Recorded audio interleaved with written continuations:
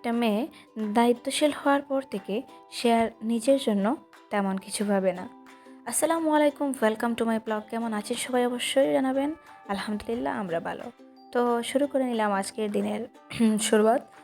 আর ঘুম থেকে উঠে পড়লাম, তো রান্না বান্নার তৈয়ারিটা প্রস্তুতি সব কিছু সেরে ফেলে কিচেন থেকে রুমে আসবো। এসে দেখি আমার বাচ্চার অবস্থা দেখুন, ওই মালটার ওপরের স্টিকারগুলো কীরকম তার নেইলে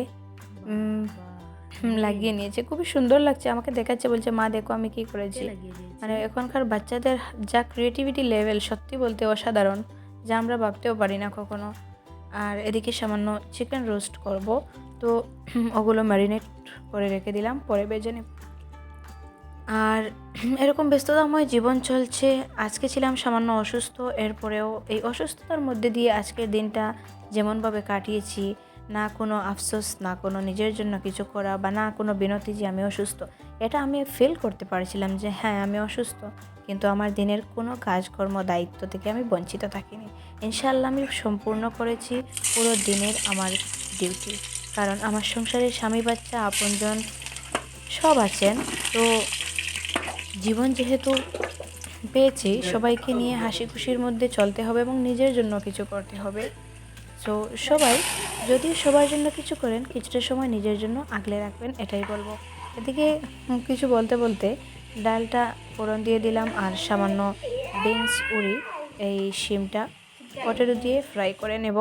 আর সন্ধ্যার আয়োজনে দেখুন, আজ ওই ইফতারে বা রমজান মাসের জন্য তেমন স্ন্যাক্স, ইভিনিং স্ন্যাক্স কিছু চলে না, তাই স্বামীর আবদার ছিল চিকেন চাউমিন খাবেন। তো এদিকে চিকেনটা, চাউমিন সব কিছু একদম রেডি করে নিলাম, আর ওটা প্রস্তুত করে রাখলাম। ইফতার পরে একটু গরম গরম করে সবার মধ্যে বিতরণ করে দেব।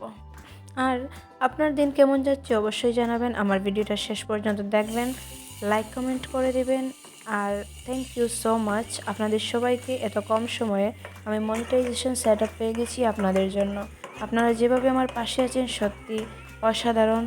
মন থেকে সবার জন্য দোয়া করি, আমি সবসময় আপনাদের পাশে আছি ইনশাআল্লাহ।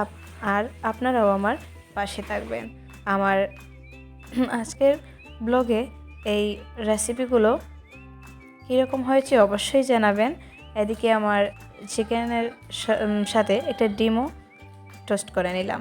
তো পুরো ভেজিটেবল দিয়ে একদম হেলদি ওয়েতে সামান্য ঘি দিয়ে ওই চাউমিনগুলো তৈরি করে নিলাম। আর দেখুন আমার চাউমিনটা তৈরি, খুবই সুস্বাদু ও লোভনীয় হয়েছিল, কারণ ওই রমজানে তেমন কিছু খাওয়া হয় না ইভিনিংয়ের মাধ্যমে, তাই আরই তৈরি করে নিলাম সামান্য কিছু। আর আজকের জন্য এতটুকুই, আবার নিয়ে আসবো নতুন ব্লগ। আপনারা পাশে থাকবেন, সঙ্গে থাকবেন। আল্লাহ হাফিজ, আসসালামু আলাইকুম, টাটা।